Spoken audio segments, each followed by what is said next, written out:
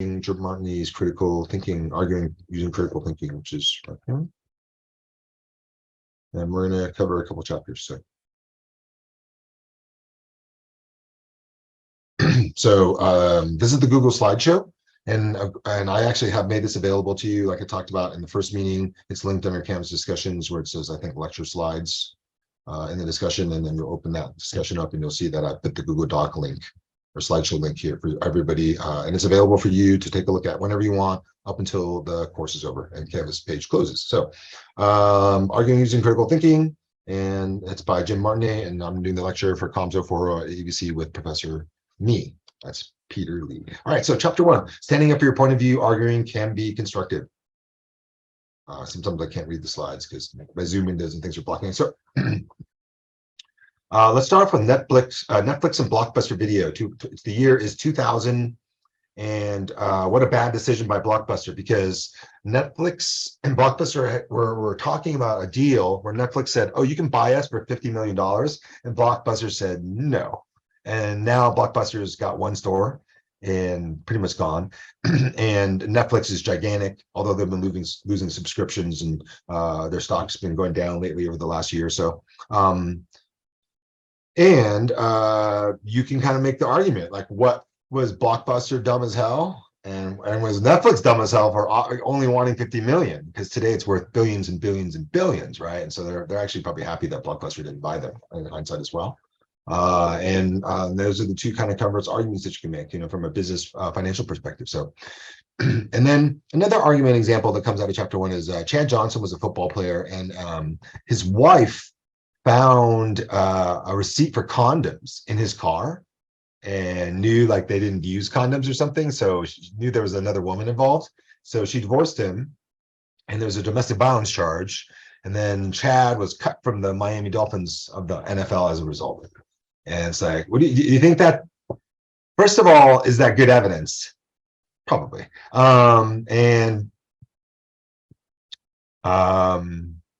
Obviously, yes, when you're, does he deserve this? The divorce? Yeah. The domestic violence charges? Yeah, especially if he was doing something, or that's illegal, it's criminal, to do assault and battery on your woman, or sometimes every once in a while, I think about 6% of the time. I actually researched this once, about like 95%, 94% of the time, and 6% of the time. 6% it's the male victim, and then the 94% of the time it's a female victim. Or it could be gay people beating each other up, and that'll be the male victim too. So, like, anyhow, yeah, is that justice? And that's interesting. We can make an argument about that, and it's just your point of view. So don't be afraid to share your opinion, especially if you have a good constructed, well-constructed argument and opinion, as opposed to just sort of have a baseless opinion. So, or an opinion that someone else had that you're copying. So defining a conflict. So conflict is natural, it's inevitable, you can't avoid it. Everybody has conflict over, human history is rife with conflict from a personal level up to national religious levels.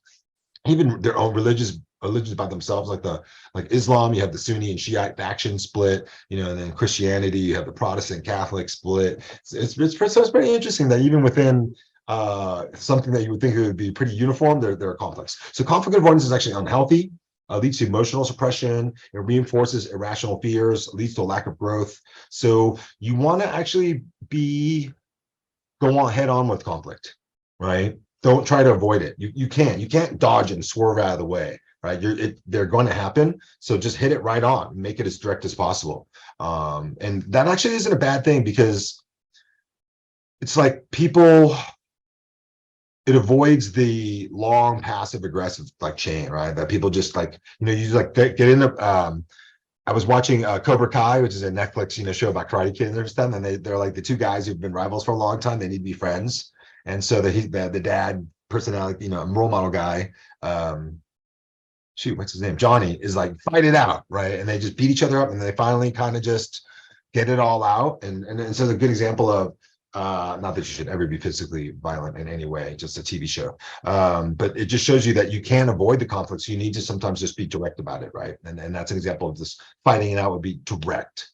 Although I don't think you should ever fight out anything. So manage and unless it's self-defense first, of course. So manage and resolve conflict. And we do that via argumentation. This is why this class is going to be super useful, super applicable for like a lot of things that you have in life, deal with in life. Because you're going to have conflicts, coworkers, your family members, your own children or your parents, strangers, police officers, teachers. And so don't avoid the conflict because you get a lot of negative, unhealthy effects from that, right? So it's just about, let's learn how to argue so we can resolve conflict. All right. There are 3 types of conflict. Number 1, there's simple ones. There are number 2, pseudo ones. And number 3, ego conflicts. So simple conflicts are just over a topic or an issue. Like, I want to raise the minimum wage. You oppose it. I want to forgive student loan debt. You don't want to forgive it. Pseudo means false. And so there's a false conflict or sort of a miscommunication. So like me and my ex-wife, we might have an argument about something, but in reality, we both want what's totally best for our children. Most of the time. And so like you kind of realize that like you think you have a difference of opinion here, that and you realize that's not a big deal, and you kind of actually you do agree that this is, there's a best course of action, so you can get over. So there really isn't a conflict, right? It just seems like there might be one. Or you have a person that you generally have conflicts with, and then you have something and you kind of go like, oh, there is no conflict because we actually agree. But like you kind of assumed, both of you were kind of like shady at each other because you generally have a lot of conflict, right, over other things. We've had a history of conflict up to that point. And then we have the ego personality clash. It's just personalities ram each other, and they cannot really coexist in the same room. And I'm sure we've all met people that, especially as you get older in life, you'll see that people with incredible egos, and you'll see these ego clashes. It's sort of like when you put 2 alpha males in a room and they compete for everything, right? Or there's that movie like Stepdad or something where like Mark Wahlberg plays the cool dad, and then there's like the dad who's losing, and the son kind of has to decide between the new dad and his real dad, but the new dad is super cool and rich and all this other stuff, right? And it's like, so you have this war of these 2 guys fighting over the son because that's an ego clash, right? So like, who's the better man? Who's the better dad figure? So a relationship argument in argumentation. So like with the people that should couples argue? Yeah, you remember you're going to, whether you like it or not. You're going to disagree, and if you try to avoid it, it's going to cause a lot of bad. It makes it worse. Makes the conflict worse. So it's remember, you cannot avoid conflict. So managing the conflict and the relationship will endure. Arguments need to be constructive. So you find ways to and we'll learn in this class, right? Like how to argue with somebody, but insult each other. Because when you start insulting each other, the argument is no longer constructive; it's destructive, right? So and then there are rules to the way we want to have an argument, because otherwise you have a lot of destructive kind of conflict. So we're going to make it constructive instead, and that's what argumentation is, right? So when you go to court, there are a lot of rules, right? And that's good because it makes it so that each side gets a fair chance to do their thing, and it's not fair, but it's equal opportunity. You get a chance to talk, they get a chance to talk. You get a chance to bring witnesses, they get a chance to bring witnesses. There's like a decision, right? So I'm not saying that it's equal or fair, because you never know what's going on between the 2 parties in a conflict, but you do know that each side will have an equal chance to give their argument and provide evidence. All right, so Time Magazine had an article about how to win every argument. It's by Eric Parker, May 24, 2014. So what we learned is actually, remember, it's not about winning the argument, but about the persuasion of the opponent, right? So because when people try to win arguments, usually the other person who loses gets mad, and then now you have a conflict on a different level, like an emotional level, right? So you got to think about that. When I'm in an argument, I'm trying to persuade my opponent. I'm not trying to beat them, right? Does that make sense? So it kind of changes the way you argue, the things you point out, and discussion and debate, not arguments and fights. And that's what we make it, right? So we're going to learn how to argue, but it's about discussion and debate, not arguments and fights. So the key for any successful relationship is to engage in constructive disagreements, where the goal is to solve a difference that exists. So you're married to somebody. Let's say a typical relationship where it's legal and it's supposed to be important, like for life. And so you want to solve the differences that happen. Where should we send our kid to school, or where should we go on vacation? I want to go to Hawaii. I want to go skiing in Colorado, right? And then like, what car should we buy? Oh, I want to get a minivan. Hell no, right? And so but you want to make sure that each person does get to express their side. So why do you want a minivan? Well, why do you want the other option? What school do you want? What school do you want? Then why do you want this vacation? And then why do you want that? And so each side gets to express what they want instead of just someone makes a decision without them allowing them to give their side, right? That's why court is equal in terms of equal opportunity. That's important too. The focus stays on the disagreement, not on the topics or the personalities. So you just start bringing in other things. You don't bring in past history or their personality. Like, you're always so stubborn, right? And so just you focus on the disagreement. Where should our children go to school? We can have, we have these choices: private schools, these public schools. Here are the pros and cons of all of them. And I haven't actually been through this with the mother of my children, and it was interesting how we had a lot of disagreements about the school, which elementary school to send the kids to. So. Personal egos and the need to win can be put aside. Yeah, so there we go. And that's what we learned from this article, that you put your ego aside because your ego wants to win, right? And doesn't want to lose, maybe even more. And the need to win, you put that aside and you're trying to compromise and do its best. And you see, this is not easy, by the way. A lot of people, their ego is too big, too strong, or they really don't care, but they just, today's society, American culture is all about winners. We don't care about losers, who takes second place. We just care about who wins. And that, I think, creates a culture where you see a lot of this need to win going on a lot in life, in our society, in our culture. But if you take this class, we can learn how to get over that. And then the difference is resolved and no one feels like a loser. So that's what you're looking for, a win-win, right?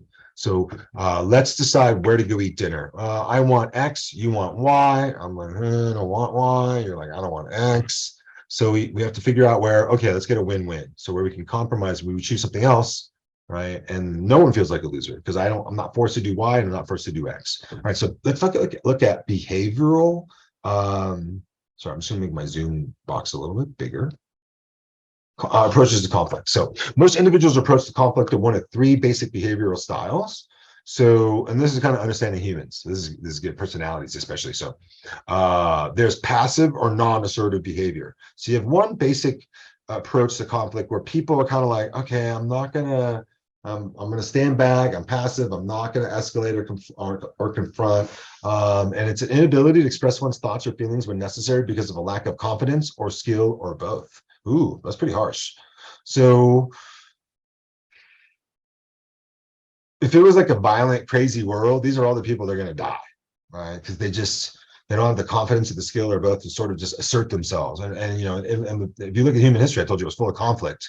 So you can kind of see that the people who are passive and non-assertive, and then they got killed, murdered, oppressed, made slaves, that kind of stuff. If you study human history, nice guys finish last. Yeah, so passive and non-assertive behavior. This is why I think it's important to learn these things, right? So you can express your thoughts and feelings, and you have confidence in this, and you have a bunch of the skills that are related to this. Remember, skills are things that you can learn, not that you're born with, right? So aggressive behavior. Now, some people in a conflict situation, we've probably seen this all the time, right? Aggressive behavior. The goal of aggression is domination. It's winning. Donald Trump comes to mind. It's forcing the other person to lose. Winning is ensured by humiliating them, degrading them, belittling them, overpowering them, so that other people feel weaker or less able to express and defend their needs and rights. I was just reading about this article about how Kanye West, he came out with all this anti-Semitic comments. He tweeted out, I think it was, I'm going DEFCON 3 on the Jewish people. And you saw now his sponsors are leaving him and dropping him. And somebody pointed out, well, in the past, Kanye said a bunch of stupid stuff about Black people and he didn't get canceled. And I think one of the people pointed out, well, if Black people were in power, they would have, but they're not. So nobody did anything about it. But when he went off on Jewish people, they're like, no, and he's getting canceled, right? And it's not to show that, it just shows you that, like, he was pointing out, like, well, the people in power, you offended them, so you're getting canceled, right? And that's what happened. I thought that was actually fairly true. And Kanye, what a dumbass. I've never liked him. Some of his music was good, but actually, the one thing I will say in his defense is that his life seemed to spiral basically after his mom died. And he was a single, his mom, he was raised by a single mom. She actually died during anesthesia reaction gone wrong during a cosmetic surgery in Southern California. Really sad, just, what a random weird way to go. And so, yeah, so I do feel sympathy for somebody, because I do know a lot of people who know that that single parent is their moral compass. and for a lot of things in life, and just then they're gone. It's just they just go because like nobody else can fill that role, and that person, you know, that parent is gone. Same thing with Tiger Woods. If you see all his erratic behavior happens after his dad passed away, right? And so it's another good example. Aaron Hernandez, NFL football player from University of Florida, who ended up going to jail, prison for murder, and then I believe committed suicide. And his behavior was very erratic, but you see that he was raised by a single dad, like tough dad, and his dad died, I think, when he was early in college. And you notice that all of Aaron's really bad behavior starts after that. So it's like, yeah, okay.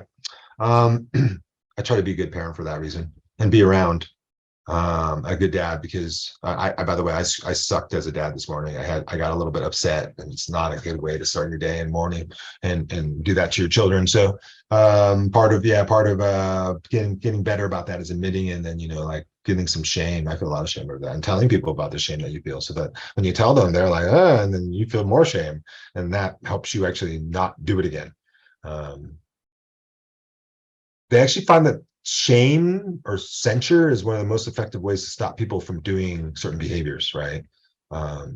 So example of that is is Megan's Law, the sex offender registration list, right? If you commit a certain sex offense act, you have to always register on the website and tell people where you are, and you show up on the little map, and that like everyone knows who you are and what you did, and then there's like the shame, and so it's kind of interesting. So like be interesting, like for every criminal, we put you on a giant website, and everyone can see what you've done.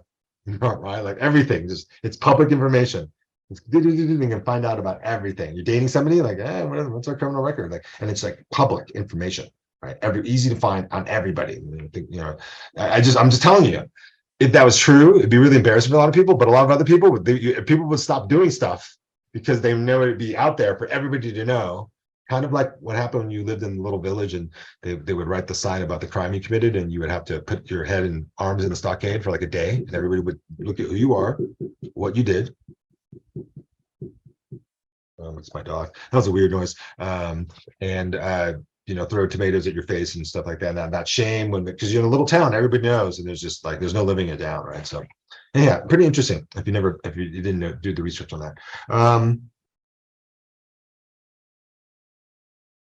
Or there's assertive behavior. So aggression is really, really hardcore. You see passive, non-assertive, but then you have this middle ground where you have assertive behavior, right? So assertive is a combination of the two ends of the behavior spectrum, from passive to aggressive. Assertiveness takes the ability to stand up for one's position, but in a way that does not hurt the other person. So the goal is long-term conflict resolutions. So you see that some people are passive or non-assertive, some people are aggressive, but people who are smart and have learned to argue and debate can do assertive behavior, right? Which is where you stand up for yourself when you need to, right? But you don't ever confront, escalate, and cause unnecessary conflict.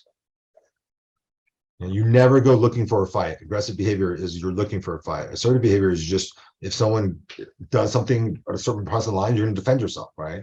And express yourself. And that's, again, what we're trying to teach you to do. So become, in terms of your behavioral approach to conflict, be assertive. So in between aggressive and assertive behavior is what we call indirect aggression. So this behavior actually expresses hostility in obscure ways that usually cause more anger and conflict, and indirect aggression avoids direct confrontation, which is why you want to just, when conflict, you want to, you know, like indirect is bad, right? And instead the individual will vent his or anger at the other person in an indirect fashion, right? So you do all this passive aggressive BS to people. So instead of like having a fight, because I want to hit you, but I don't, I like F with you and just say crash, you know, talk shit about you, behind your back. And you might like, you know, like mess with their mail or their car or their pet, or just, you know, leave weird notes and just anything that can, you know, mess with that person because you want to hit them, but you don't, because that's direct. So you're doing something indirect, right? And so that is very, very common in a lot of people and their behavior. And if you go to court, you'll see what I'm talking about. So which conflict resolution style is best? Well, actually, there is no one best style. Each style may be appropriate or inappropriate to the goals of the argumentative situation. It would be an overstatement to say that the assertive style is always the best way to deal with conflict resolution. If the time is short, there's an emergency, and you're dealing with a dogmatic individual, it means they're super stubborn, never change their mind, then using an aggressive style might be more appropriate. right? So you see that it depends on the conflict, the circumstances, who it's with, where you are, when it's going on, that aggressive style actually might be more appropriate. In most situations, however, you want to be assertive, right? That's the critical thinker's first choice. Respond to a conflict situation, and you have nothing to lose by being assertive and not confrontational or passive at first. And if it fails, then you can always switch to be more aggressive, right? However, one of the drawbacks to a no-lose conflict resolution is that the process usually requires a rational sender and a rational receiver. Without both, the assertive approach can be challenging. So what this means is that if you're being assertive, you're hoping that the other person is fairly assertive and rational, reasonable, right? So if they're like crazy or super stubborn, and it's kind of like somebody, you're like, okay, I'm going to offer you, $1 million for your house, and that's like 5 times over asking price. And I'm thinking the movie Up, and that person says no, and then you're like, well, that doesn't make any sense, right? And you start to realize that they have this sentimental attachment to the house, and they're not going to sell no matter what you offer them, even if it's just unbelievable amounts of money. And so you end up just building your property or factory right around them, right? And then the balloons come and he floats away, and there you go. So it's just understand that assertive assumes the other person you're arguing with is rational and reasonable, and sometimes that's not true, right? It could be they're immature. Some people are really, really ignorant. And other times, you can't. I always say I never engage in a battle wits with people who are unarmed, right? So if they're unarmed, like, you don't want to argue with them. It's not, nothing good's going to happen out of this. All right, responses to conflict. So some people avoid. That's low assertiveness, low cooperative. So we have a little chart that shows you that you have low cooperativeness and low assertiveness. So you're up here. Or no, where's avoid? Sorry, you're here in the avoiding box. Because you're passive, my bad. So you're passive, uncooperative. Accommodating over here, which means that you're cooperative, but passive. And collaborating, you're cooperative and assertive. Competing, you're assertive, but uncooperative. And compromising is a little bit in the middle of everything, right? So that's the center of the model. Compromise allows you to be partially assertive, partially cooperative, where both sides can get something they want, but not everything. That's why we make it a win-win, and we meet somewhere in the middle. This is the let's make a deal approach to conflict resolution. Both sides will not be totally happy or totally disappointed with the final outcome. A good example of that is, let's say I want to sell you my kid. It's a joke, but let's say I offer, I want 10,000. There's actually a true story. It happened in a poker game, or the guy offered his daughter in the pot over the poker, and they were betting. So, and then you're like, no, I'll only give you 5K.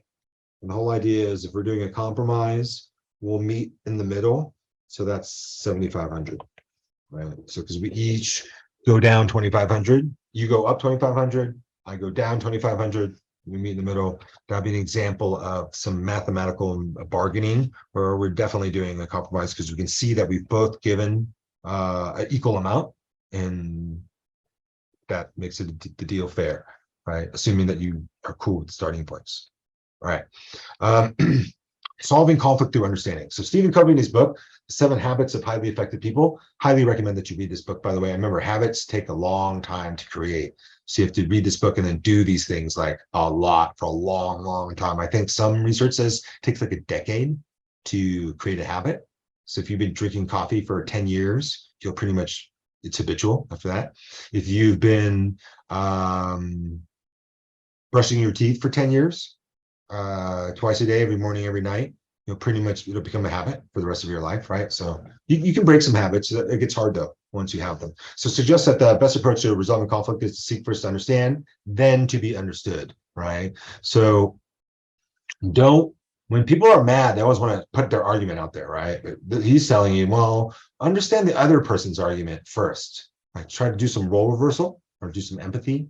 And then once you understand their argument, then you should seek to have that person understand your argument, right? Or to be understood. So yes, it's actually okay to change your mind, by the way, too. It is the strength of a critical thinker to realize that someone else's position is superior, not a weakness.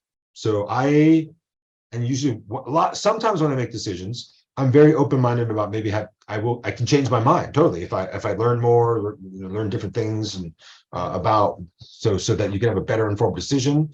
Yeah, so I'm totally cool with that. I don't think you should, there are no absolutes except for there are no absolutes. So yeah, so I think you should never say never. Alex Lickerman writes in Psychology Today, Lickerman 2011, that his thoughts about changing your mind. So I wondered why changing one's mind is often so difficult. After all, both the world and our view of it are constantly changing. Circumstance never remains static. Static means it never changes, right? Static electricity. And so why should our responses to them be forever locked in their initial forms? Yeah. I don't like spinach when I'm a kid. Now I love spinach as an adult, right? Just you can change your mind about lots of things, about people, cars, companies, products. I'm anti-Apple. I could change my mind about that one day. I just recently got a new phone, and I kind of thought about getting an iPhone. My friend works at Apple. They get 15% employee discount. I'm like, still, that's not that much off the iPhone. It's expensive. It's a nice phone. But it's the ecosystem, right? When you switch back and forth from Google Android to Apple iOS, there's just so many things that are connected to that you have to move over completely to. So that's the biggest reason people don't switch. But anyhow, so in a TED Talk, philosopher Daniel H. Cohen argues the importance of losing an argument. Ooh. There is a concept in Judaism that I've always really loved, which is that argument should be Hashem Shamayim, literally in the name of heaven.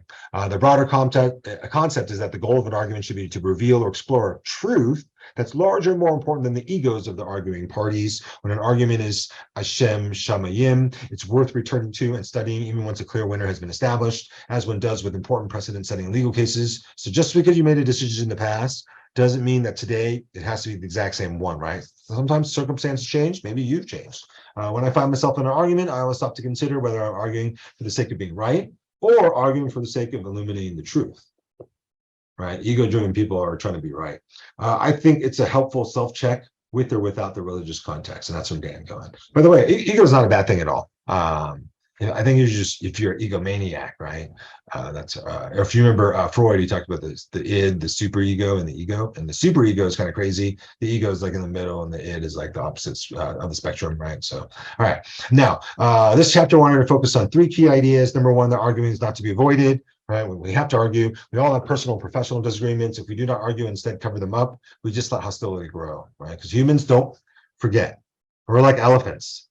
Did anybody read that story where this elephant, I forgot why, but it trampled this woman, right? Because they had, the woman did something to the elephant, or the elephant's, offspring. And when somehow the elephant found her grave and stomped it away.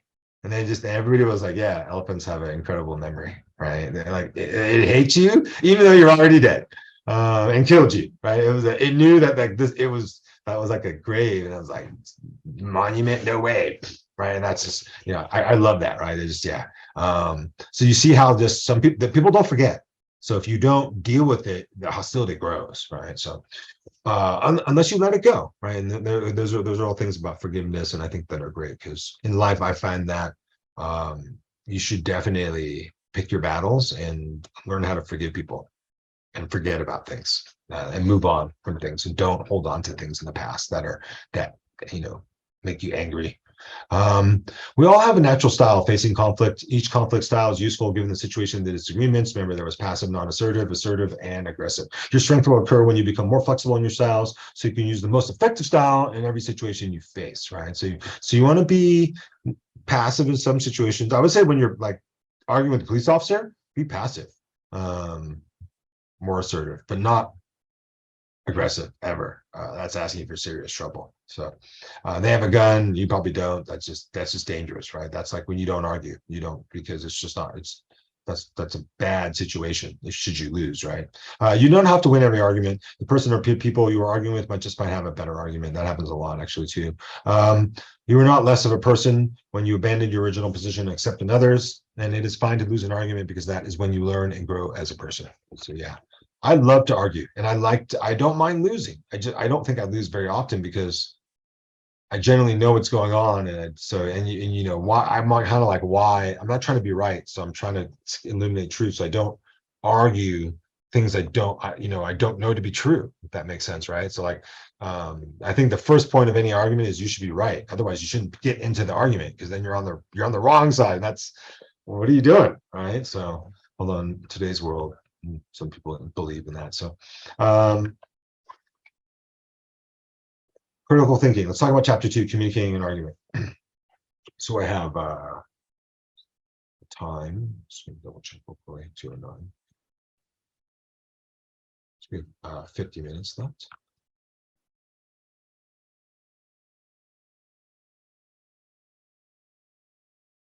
To this full screen, sorry. Here we go. So on to chapter 2, communicating an argument. Critical thinking is a skill which can be improved. It's a skill. So we work on it, we practice it, we learn the techniques and methods, and we get really, really good at it. And the older you get, the more of a critical thinker you become. You realize that not everything you read is true, not everything you see is true, not everything you're told is true. What I believe critical thinking is you make sure you listen to and understand the argument, and then you see if you really agree or disagree with it. And that's what a critical thinker does, right? So you never agree or disagree with anything immediately, right? Because you've got to critically think it out. And that includes politics. Because a lot of people just, they'll take any position that aligns with a political alliance, right? Without really examining the issues, right? And I think that's a problem, right? You shouldn't just do what your politics tells you to do. You yourself should always look at the issue and then figure out. Sometimes I think people, a good example of that is, I remember some of the Republicans and conservatives in the past were kind of like, there's actually a quote by Lauren Boebert. She's actually a current representative of Congress from Colorado, and she's up for re-election. She was recently speaking. She said, women are weak. And I just want to show you the quote because I don't want to misquote her, and just, I'm not trying to get political. She's very controversial representative, but it's she said we are weaker, lesser vessels, and we need men. We need masculinity, right? And she was it drew some criticism, and more she was saying like just as being more frail and needing that strength in our lives. And she talked about, and she put it on social media, and she really talked about how, like, okay, I also mean that like we're physically weaker. And she kind of said I kind of misspoke a little bit, but so I don't want to defend her, but that's what happened. All right, so let's make the argument then. Go back to the screen. All right, as a critical thinker, what do you think about that? Her comments, right? I wouldn't automatically agree or disagree. I automatically wouldn't say just because I'm more of a Democrat than a Republican, and she's a Republican, that I'm automatically like, yeah, that was a sucky thing for her to say. She sucks, we shouldn't, but right? I'm okay. What did she mean by that? I read the context of the comments. I read her defense and explanation a little bit, and then I can maybe read some of the stuff that says no, what you did was wrong.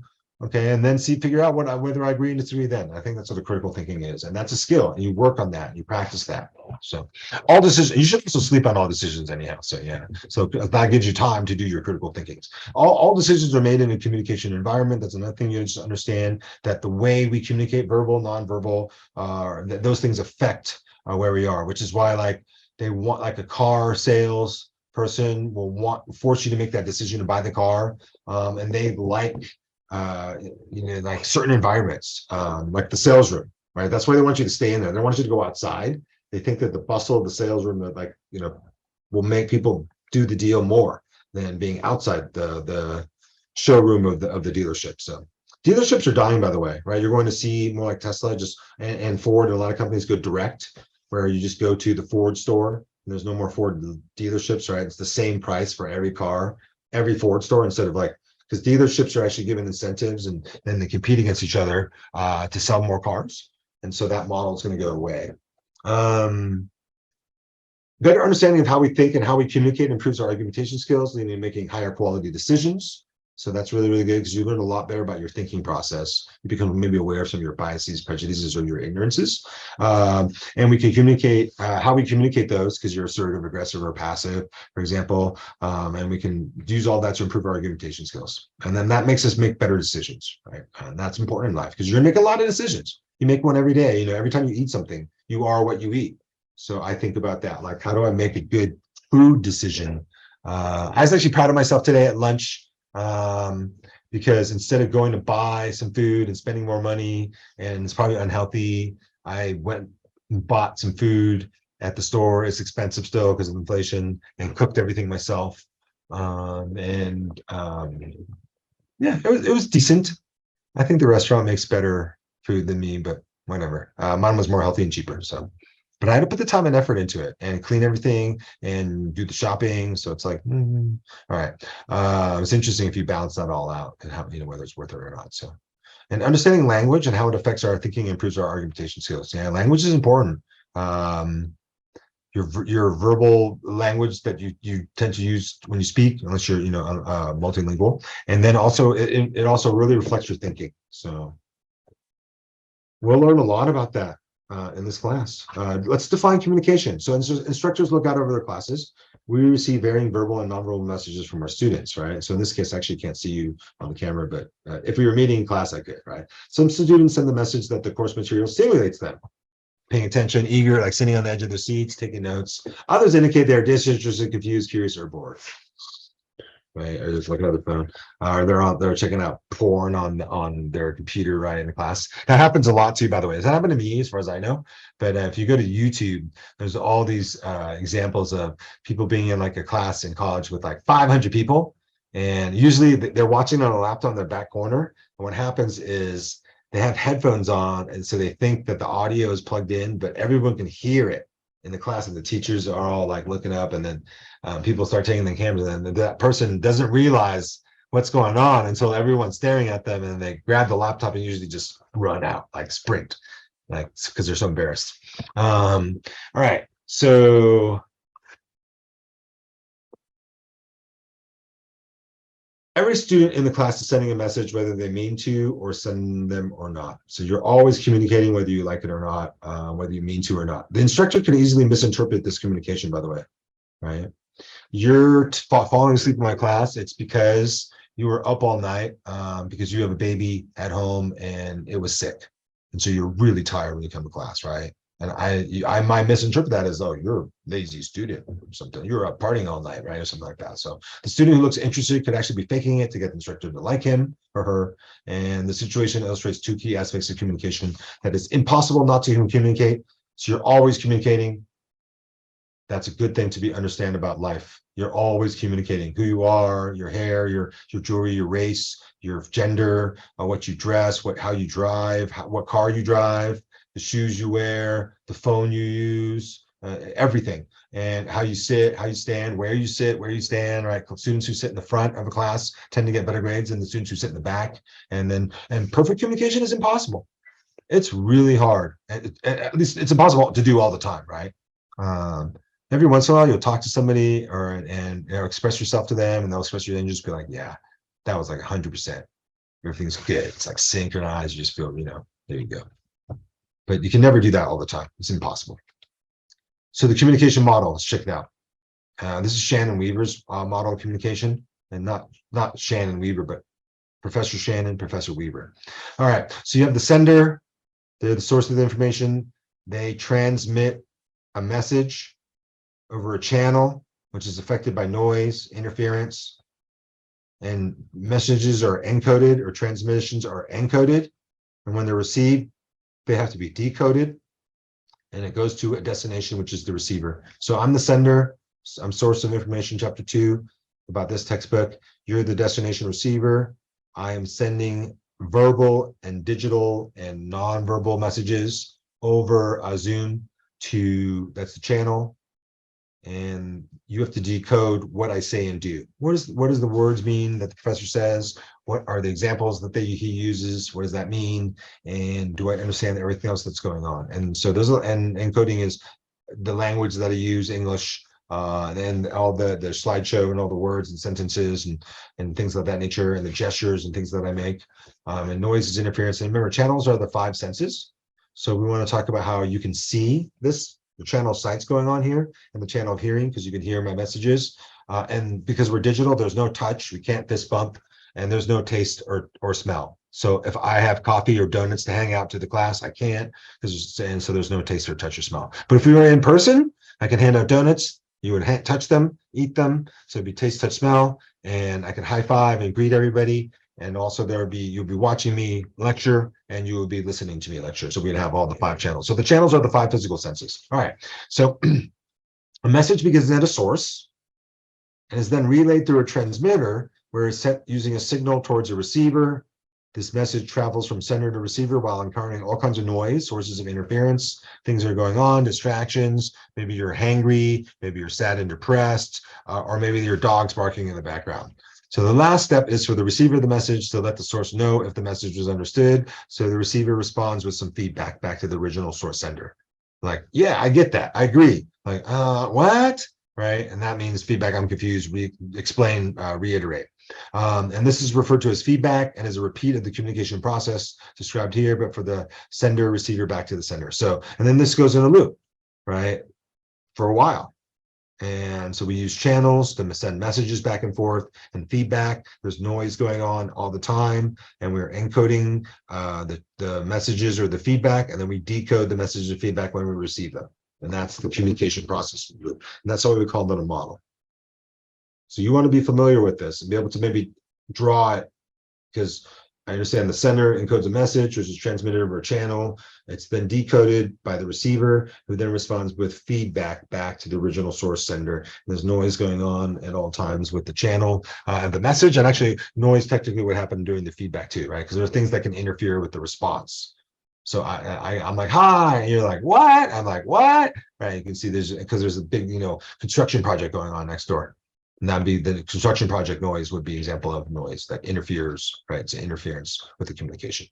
So the sender, it's the source of the message. The sender is someone information or content material they want someone else to know. It is generally acknowledged that the sender of the message has the primary responsibility for the success or failure in the communication act. It's kind of like my responsibility if I'm going to communicate with you to make sure it's clear. Right. And this is because the sender controls many of the more of the variables of the communicative act than does the receiver of the message. Encoding. So this is the process by which the source takes an idea of thoughts and selects verbal and nonverbal symbols. I'm in Illuminati is what I was doing with that. From his or her environment to send, which he or she feels accurately represents the idea or thought. Many factors play a part in the coding process, including social system, culture, past experiences, gender influences, formal, informal education, expectations, and language. So many things influence how you choose to encode your messages to people in the world. All right, so that's why it's not easy, right? Encoding can be difficult. Some people have a really hard time expressing what they want to somebody because they're really embarrassed or shy, or they're worried about being judged, right? And so when you receive their message, you're like, what does this mean, right? Because they haven't encoded it very well. Now, messages are the content of the communication. This is what the sender wants his or audience to know. Messages can be made of things such as composition, sentence structure, spelling, grammar, gestures, or even objects like flowers, right? Because when you give someone flowers, there's a message there that I like you or something, right? So channel, that's the medium through which the channel must pass, or the message must pass. The channels of communication are our senses: sight, sound, taste, touch, and smell. So when you wave at people or give them the finger, we're using sight. When you talk to them or yell at them, that's sound. Touch, because I high five, let's celebrate, let's fist bump, let's greet.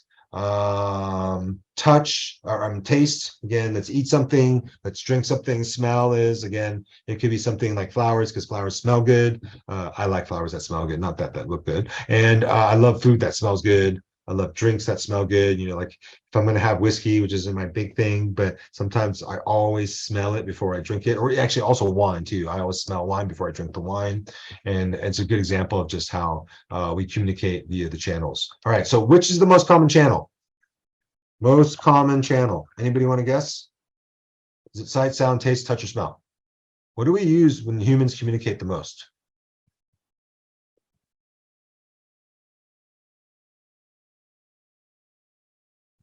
I'm not going to tell the answer if nobody else is going to interact. So, but you might see that as a quiz question. Then you'll need to actually know the answer. So think about that. Which one's the most common? No, that's a good guess, but it's not sound, right? A lot of people don't touch each other, and there's not that much taste and smell in the world because they have to be close to each other. So the answer is, by process of deduction and elimination, the most common channel of communication for humans is by a lot, which is why you need to be on camera. And if I can't see you speaking, you're going to have problems with your delivery portion of your grade. Okay, so receiver. Let's learn about that. That's the target audience of the message. There may be a chosen or primary audience. Thanks, by the way, for Christine, for participating, for whom the message is intended, and a secondary audience of all others who gain access to the communication. Right. The other day I was talking about pickleball, and the other people eating next door were just joined our conversation. I was like, we love to play too, blah, blah, blah. I was like, oh, you're eavesdropping. But, that's fine. You're the secondary audience. While receivers do not start the communication process, they do have accountability for the communication behaviors with respect to listening and providing accurate feedback, right? And listening is like paying attention and looking at the person who's talking to you, and then properly decoding it all. And providing accurate feedback so that you can tell the audience, the speaker, that I understand what you're saying or agree with you, right? So nodding is a common one. It's a great non-verbal gesture to show I understand, right? You just nod a little bit to the speaker, so you don't have to say anything and interrupt them. Now, decoding. So we had encoding. Let's talk about decoding now. Is the ability to translate the message code into symbols that the receiver can understand, right? The object is for the receiver to interpret the message as the sender encoded it. That's very difficult, though. This can never be done exactly because the sender and receiver do not share identical backgrounds for which the symbols have been selected, right? The best we can hope for is to come close. Why? Well, the same influence that affect encoding also affect decoding lots of variables. And you remember the game Telephone, playing as a little kid? You get up, like you sit in a line, and one kid, the teacher tells them, like the cat ran up the hill. And then you tell them to pass the message. And by the time it goes through 25 kids, it comes out really different. And even though the original message is pretty simple, right? You think you just memorize it and repeat it to the next kid, but people interpret it differently. They decode it slightly different, right? And it slightly changes. And then people encode it as they tell the next person what they're supposed to pass along. And then you see that the message totally transforms, right? And that was the game. Gosh, I think Telephone, I forgot. That was like the 1980s when we did that stuff. So, but I vaguely recollect something like that, right? So, okay. Really, it's a great example of a game that really shows how decoding and encoding is very problematic. Even with a simple phrase you think you should repeat and pass it along so that everyone would have the exact same message, but it changes. Noise. It's anything that disrupts or distorts the communication process. Noise may include an external annoyance, so someone coughing next to you, and something psychological, like a pessimistic attitude, which distorts any message sent, because anything someone says to you, you're kind of like not really in anger, you're not paying attention, you're just negative about it all, right? That sucks. That's a bad idea. That's lame. And noise can be external or internal. So external noise comes from outside your body, like an airplane flying overhead, or police sirens, emergency sirens. Internal noise is like our psychological things that prevent you from, that interfere with you from listening well. And they appear at any point in the communication process.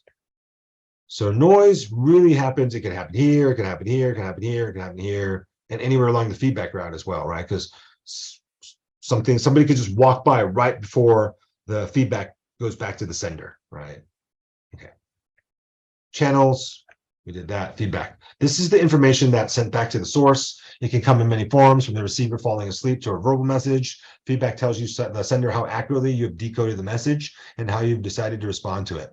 Communication is a flowing process that moves from the sender to receiver and back again, right? So it just kind of goes in this continuous process loop. And communication does not start or stop or move from one direction to another. It is a flowing process.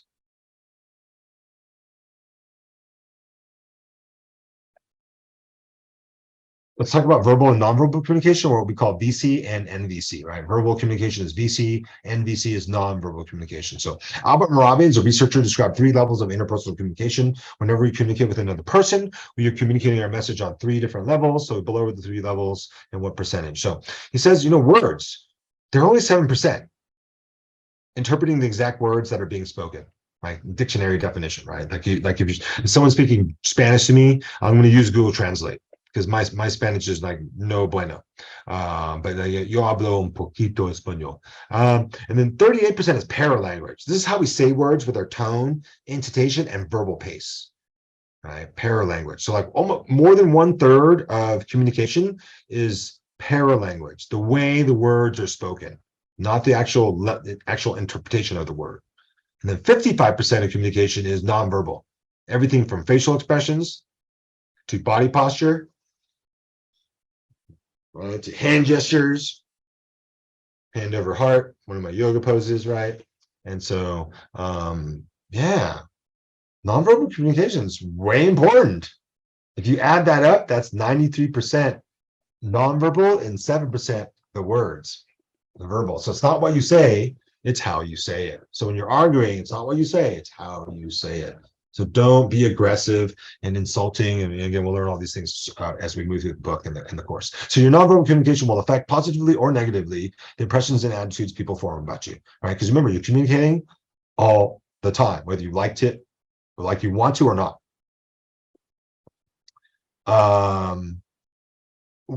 What does it? What does it say? What do I say by wearing I'm wearing a hat, a beanie? Two things maybe, I think, which are pretty accurate. Number one, I'm cold, and it's cold where I live right now.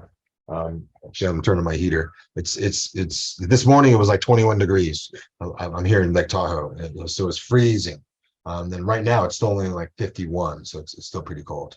So that's where I'm at. And number two, bad hair day, so put on a hat, right? So yeah, actually, I see if you're ever in the morning class and you'll meet people who are wearing a hat, and a lot of times you just go like bad hair day, and they'll be like, yeah, and that's what. So a lot of times when I see people wearing a hat, that's what I assume, that maybe they're just having a bad hair day. You just woke up, you were late for class, you just hat, I'm ready to go, right? After you brush your teeth, hopefully too. All right, so at the same time, your ability to interpret different types of body language will enhance your ability to participate in and understand conversation. So not only do you want to be aware that you're constantly communicating to other people, but you become aware of how you interpret other people's nonverbal communication, like how they dress, what they wear, and where they hang out, or how they sit and stand, the jewelry or tattoos that they have, right, or the color that they wear, like all black. So good speakers always use both verbal communication and nonverbal communication. So I'm on camera, I'm going to constantly be using words, but I'm going to use some paralanguage, because you'll see that the tone, intonation, and pace that I use varies quite a bit. I don't want to be monotone. And then I have a lot of facial expressions, looks, gestures, and movement going on to help deliver my message more effectively. And sarcasm, decoding can be very difficult, huh? When people are sarcastic, what do they mean, right? And like some people will say something offensive and say, oh, I was just joking, right? It's like, okay, so I think sarcasm is generally negative and pessimistic. I try to avoid it, and also just people misunderstand it a lot, right? So I thought sometimes it's being clever and witty, but I think now it just causes more misunderstanding than it's worth. Although teenagers and kids love to be sarcastic, oh, we're gonna go do this, and they're like, oh, fun, great, right?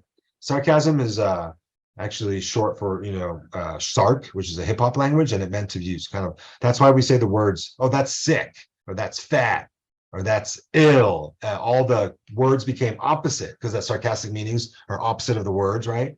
And so that's a good example of where that comes from, if you didn't know that.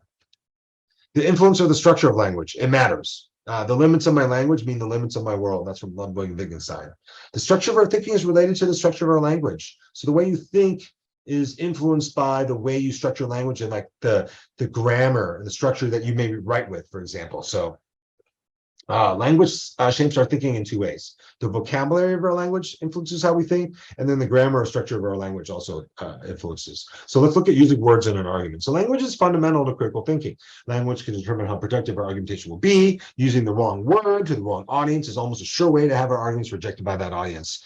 So yeah, word choice does matter, especially when you're in a argumentative environment, right? Because they'll hold you to the words you use if you misspeak. I'll give you a good example.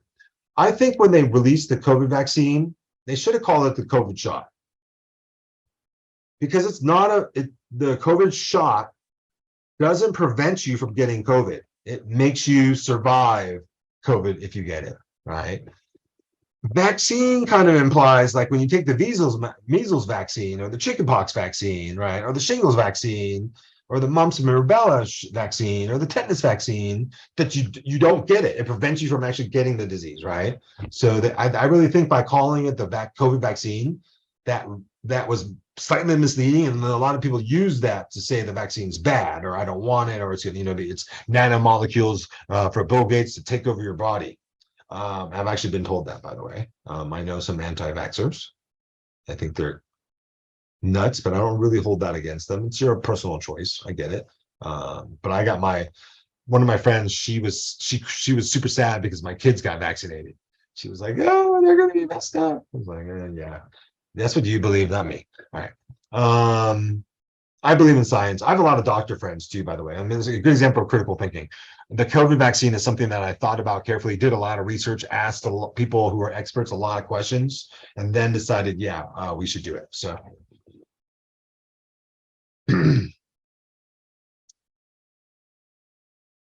the good critical thinker uses language that meets the needs and expectations of the audience, is appropriate to the time, place, person, and occasion. If the critical thinker cannot select appropriate language to fit his or her thoughts, the meaning of the message is then lost. So it takes a little practice how to really verbally express yourself. Lawyers, this is actually one of the things that we do well, is that we're very careful with our words. And so let's say we're going over your legal case. You think this police officer gave you a ticket and it was not fair, or you weren't actually speeding or whatever you got it for.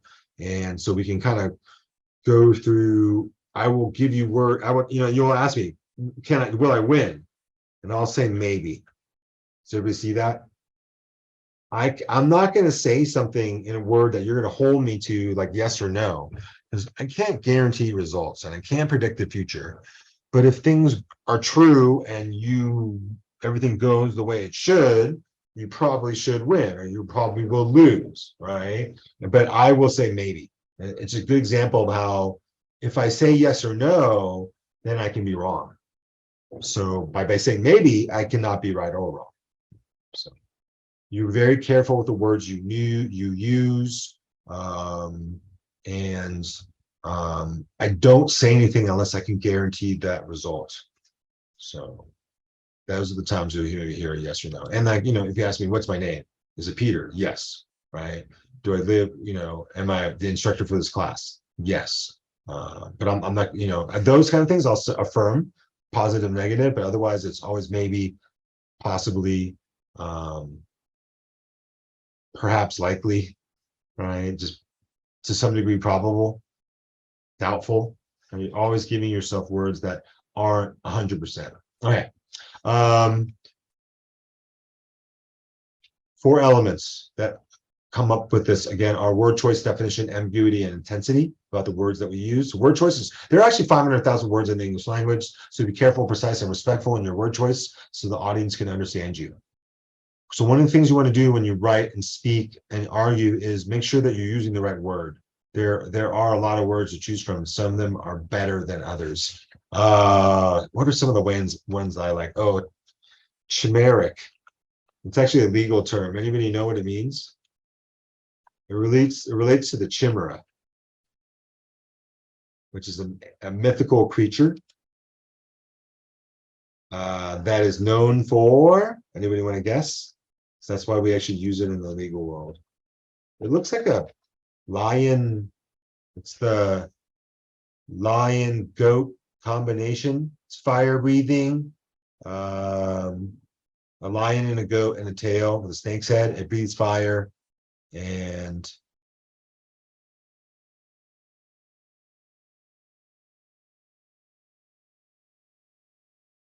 oh yeah, that's not what it means. I'm going to just say generic meaning. You're illusory or impossible to achieve. So you're making an argument in the court that is illusory or impossible. Right. So we use this term chimeric. I think it's fairly articulate.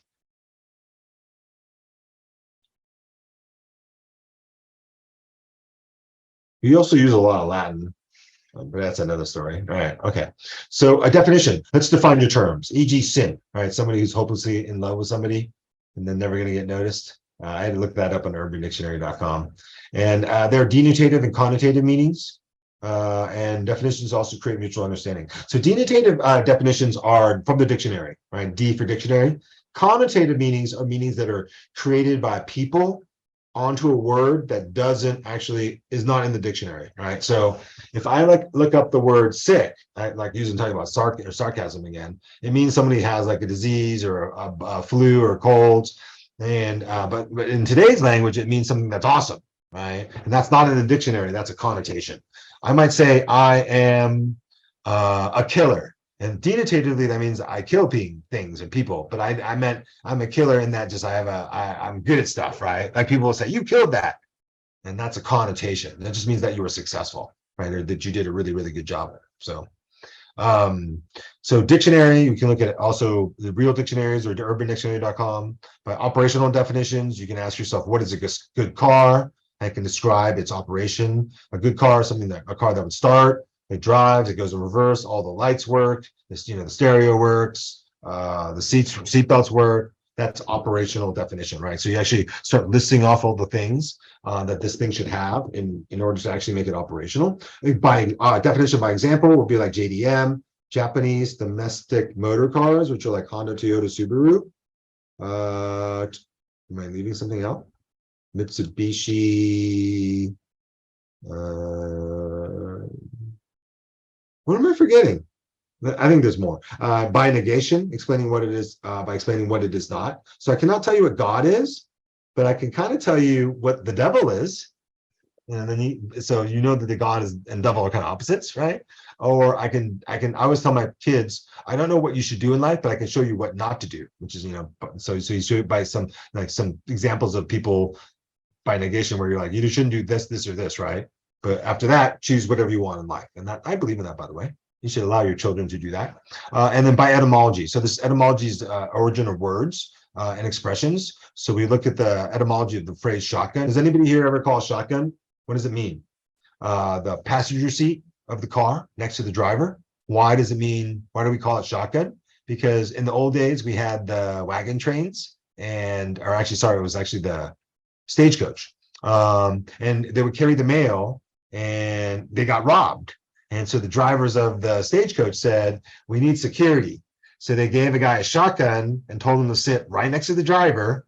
And so the seat next to the driver became hence known for as riding shotgun. And even though we don't have stagecoaches and horses anymore, we have cars. You see that people still refer to the seat in front next to the driver in a car as a shotgun seat. All right. Photography. What does that mean? Well, photo means light. Graph means write or draw, like graffiti. So photography means drawing with light. That's what happens when you click your camera.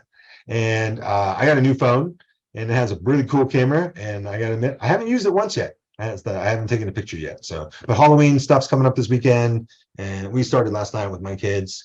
I have a 7-year-old and an 11-year-old, and it's going to be. I think I'll get a lot of pictures this weekend. So, time for me to put on my costume. I'm going to be the Tiger King. So I have a crown, and then I have a onesie tiger thing, and I'll try and get some orange face paint so I can get the whiskers and look totally tigery. All right. And what does Pangea mean? Well, pan means all, right? Because it's a pandemic. That COVID is everywhere. It's everywhere. So pan means all.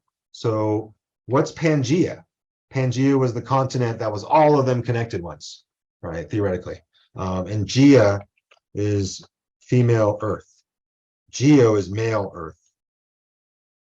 So you see, by etymology, we can define words and ideas and expressions. And I love etymology. Does anybody here know the etymology of their own name?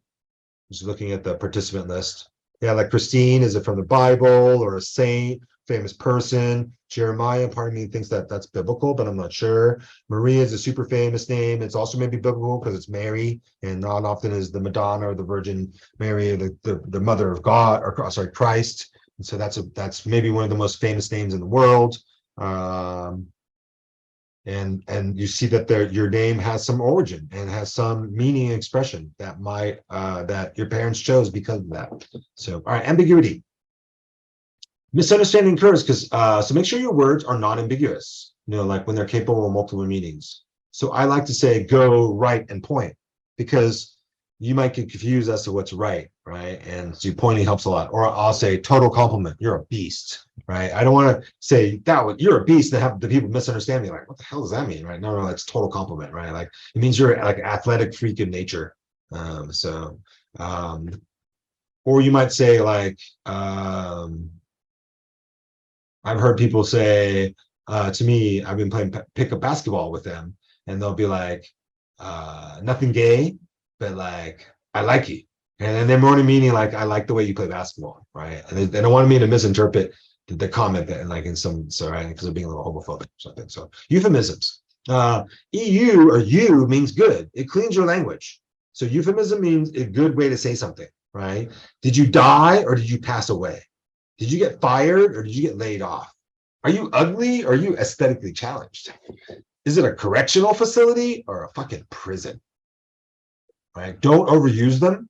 The euphemisms, they can get, if you say too many of them, people pick up that you're kind of using this clean version of your language, and maybe that's not really original or true. So, but I like it. Can we think of some words that use you as the first syllable and it means good? Like what is it? What's a good feeling called? Euphoria. Now you know why, because euphoria is like a feeling and you is good. So euphoria is good feeling, right? What do you say at people's funerals? Eulogies. Good. A speech about a person that says good stuff, right? Because they just died. And it's considered very disrespectful to say anything but just good stuff about people when they've just died. You want to remember them in a positive light, not how they really were.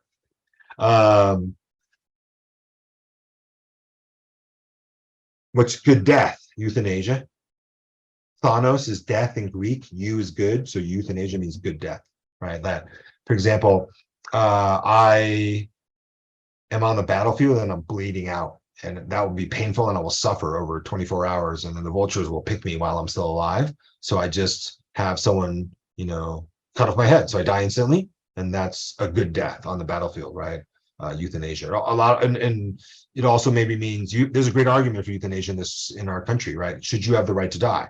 And I'm not talking about suicide. When we're talking about most people in America, we talk about when you have terminal illness. You have cancer, you have something, leukemia, that is going to kill you, and there's nothing we can do about it. So should you pay these incredibly terrible medical bills in the last 6 months of your life? Should you suffer and just be in terrible pain and lose your dignity because you poop yourself and pee yourself all the time now? You can't even eat regularly. You need to have a feeding tube shoved down your throat. It's incredibly painful and terrible way to eat, but otherwise you would starve to death. And that's a great example of, maybe we should just let you die at that point in time, right? What do we do with all the animals who get put in situations like that? We euthanize them, right? Good death. It's better to kill them than to let them suffer. All right. Doublespeak. Language which makes the bad seem good, the negative appear positive, the unpleasant appear attractive, or at least tolerable. It is language that conceals or prevents thought. If you ever read George Orwell's book, 1984, where you have this oppressive autocratic regime in the future, and they make everyone speak doublespeak, right? Double plus good. And that's actually in a lyric in a famous Eurythmics song. That's why I still remember that. And that was an example of some of the big doublespeak that they would use in the movie about 1984. It's a trippy, weird movie. It's cool that the future didn't turn out to be anything like he said yet, at least. So whether euphemisms are used to mislead or deceive about an ugly reality or embarrassing situation, or whether pretentious, inflated, obscure, or esoteric jargon used to give an air of prestige, profundity, or authority to one's speech, or to hide any ugly realities or embarrassing matters, right? Is it deception or spin? Spin just means like, if something's broken, you spin it to the side where you can't see the crack, right? Even though it's still cracked, right? So like, is that deceiving or is that just perspective, marketing? And you've ever heard something called a spin doctor? That's what they're good at. They're good at, a lot of people could consider them cheating, lying sons of bitches, right? And it's because they'll take something and make it seem good when it's not, right? And so like that's kind of like a really ugly way to do sales because it's deceiving. But a lot of people say, no, I'm spinning it, right? So there you go. So if you ever heard the phrase spin doctor, that's where that comes from. Ambiguous language can cause confusion. So that's why we avoid it. Ambiguous language can also lead to overgeneralizing and over stereotyping. That's very dangerous, leads to prejudices, biases. Then you share that when you're speaking to other people and they pick up on the, like saying something like all homeless people are losers, right? That's ambiguous and overgeneralizing and stereotyping, and people pick up on that fast, right? Because most people don't want to put that much thought and energy into the homeless. So just throwing a label on them which makes you be like, oh, I don't need to care about them. They suck because they're all losers, right? That way you don't feel guilty for like ignoring them. All right. And then decades ago, pollster Frank Luntz helped the Republicans figure out the power of words. This is how powerful words are, because the Republicans have used them to win a lot of political elections. So he showed them that the voters are more likely to oppose the estate tax if you called it a death tax. And most Republicans have been against the gifted estate tax, which is mostly for rich people when they die. And so they said, hey, we call it a death tax, then people are afraid of it and they'll vote against it. And so they did. And then he also found that Americans like oil drilling more if it's called energy exploration, right? If you called it oil drilling, they're like, we call it energy exploration. They're like, all right, cool. And so you see that the way you phrase and describe something had a massive political power. And so words have a lot of power. So choose the words you use carefully and precisely. And that is a skill. So one of my friends the other day was like, oh, I love talking to you. And I was like, why? What does that mean? She's like, oh, because you always say something. And I'm like, oh, I like that. And I always feel it. And so the other day, I heard you say something like, where should we go eat? And somebody was like, and I go, oh, I concur. Right. And she was like, I've never heard someone say that ever. And she was like, I like that. And she, she was talking to her sister. And her sister was like, oh, let's go do this. We'll get mom and dad a present for this. And she was like, I concur. And her sister was like, what? What does that mean? Right? And then she was like, oh, it means I agree. Right. Like we concur. We both come to the same conclusion. So when judges agree with each other, that's a legal phrase, they concur. Right. They don't support each other. They have the same vote on the same side. So they concur. And that's a good example. And I thought, oh yeah, that's great. I think that's great because it's a great word and you don't get to use it much. So yeah. So let's talk about the impact of language on argumentation. How are we doing on time? I got 10 minutes. So good thing I checked because sometimes I lose track and then keep going. And people are passive and don't say anything like, professor, it's 2 hours. You should shut up. I think, yeah, don't be shy about that, right? Be assertive. Don't be aggressive, like, God damn, you went over time, right? And so be assertive. Passive is you don't say anything, you just keep letting me go over time. So be assertive. Ooh, sorry. Got a full screen slideshows first before you share, because I noticed then the audience doesn't see it properly sometimes. So your communication style. So we're all unique. We all have different communication styles. There's the owl, the eagle, the dove, and the social roadrunner. And we'll talk about these right now. Like, which one are you? The owl, the eagle, the dove, or the social roadrunner. So owls are analytic, introverted, organized, indirect. Eagles are direct, controlling. They don't really care about your feelings. So if they'll say like, you suck, like if you do suck, but they're not sensitive, right? And they'll just say the truth. The dove is diplomatic. They're very people oriented. They're supporting, but indirect. They're kind of unassertive, but warm and reliable. And then you see the social runners are direct, supporting, and lively and effective communicators. And they're very fast-paced and spontaneous. So they probably suck at the stock market, by the way, because spontaneous people tend to lose their money because it then turns into gambling as opposed to like strategic investing of your money. So let's learn about owls. If you're an owl, you want to be more effective communicator. You need to openly show concern and appreciation of others instead of relying solely on information. Occasionally, you try shortcuts and time savers. So that's the owl. Tend to think a lot. You're introverted. You're very organized. You're kind of indirect, right? And if you're an owl, you want to be more effective. But you need to learn how to show concern or appreciation, be more sensitive instead of just relying on information. I'll give you an example of that. You're a doctor and the patient is going to die. And you're like, all right, I'm sorry, but Mr. Jones, you probably are going to die. And, oh yeah, we're going for 2 hours. Awesome. You're right. It's 3:30. So I have more time. Good. Thanks. Thanks, Christine. That is true. You're right. I actually lost track of time. Most of my other classes go 9 to 12 or 10 to noon. So yeah. Where was I? And the doctor. So that's information. You're going to die. That's the truth, right? But the person hears that, they're going to be sad and they're angry. And so how do you like tell someone they're going to die? You don't just tell them. You have to, show some concern, show some appreciation. I might like hold their hand. and say, I have some really unfortunate news, and our medical diagnosis says that you probably your future is not good, or the prognosis is not good. I recommend this, this, and this, and I will help you talk to your family.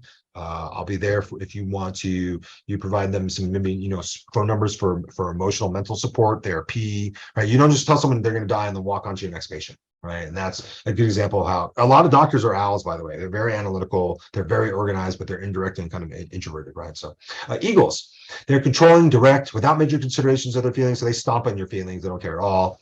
The owl needs to show more concern and more appreciation, but the eagle doesn't care at all. They just, like, eat you like your trout in the lake. I actually watch eagles hunt in Lake Tahoe all the time. It's pretty amazing. We have osprey, we have a lot of birds, but and some hawks, but the eagles are easy to spot because of the bald white spots on the tail and the head. And they like to nest at the top of a big tree. So you'll see them a lot of, like, the tallest tree in the area. So they can kind of stand there for like 40 minutes and just look with their eagle eyes for food and stuff. So they're very, very oriented towards productivity and goals, and are concerned with bottom line results. So very results oriented. So if you're an eagle and you want to improve your ability to communicate with others, you need to practice active listening and develop patience, humility, and sensitivity. Eagles also need to show concern for others, use more caution, verbalize the reasons for their conclusions, and participate more as team players. Sometimes I think I'm an eagle, but no, I'm not. Okay.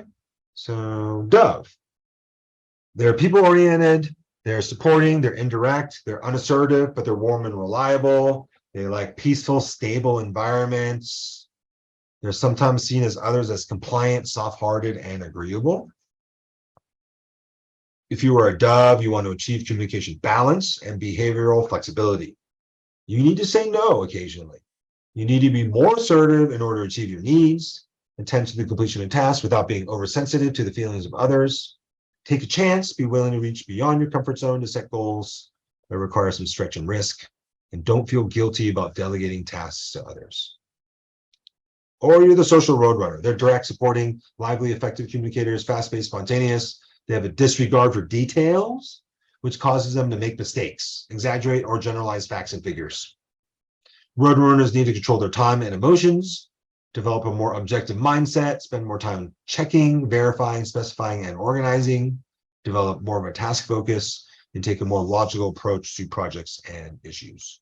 This is not me either. So, okay. Anyhow, so which one are you? There are 4 key aspects of language on critical thinking included in this chapter. This will wrap up chapter 2 today. We do not argue in a vacuum to disagree with others. We need to communicate, and here begins the challenge. It is impossible not to communicate, and yet perfect communication is impossible. Expressing our thoughts clearly in a manner others can understand can be challenging. Both the grammar of the language and our vocabulary guides the structure of our thinking. As Wittgenstein stated, like everything metaphysical, the harmony between thought and reality is to be found in the grammar of the language. Grammar is pretty powerful. My example is grammar saves lives.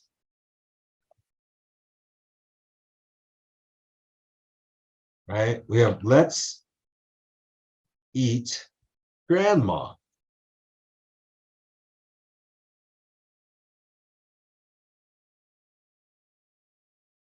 Then we have no comma, let's eat grandma.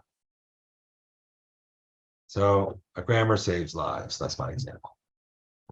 All right. We can use language to manipulate. Hopefully someone laughed or thought it was slightly amusing. Well, maybe you've already heard it before. So we can use language to manipulate others. Words have both a specific meaning and an emotional meaning. There may be no difference between a sanitation engineer and a janitor, but doesn't one sound better than the other? Using words with predictable emotional meanings are very effective manipulative tools. So again, learn the words so that you can use them when you need to properly express yourself and help you win some arguments. And then finally, we all have a preferred communication style. Differences in these styles can be a source of conflict. Roadrunners may conflict with owls or eagles, et cetera, et cetera. And then you also have, the diplomatic dove may not get along with the eagle and such. And Understanding these styles, and those are the styles around us, can improve our communication, make sure our conflicts are more substantive and not just style. All right, so that's done with chapter 2. We're going to be talking about chapter 3, but that'll be next week.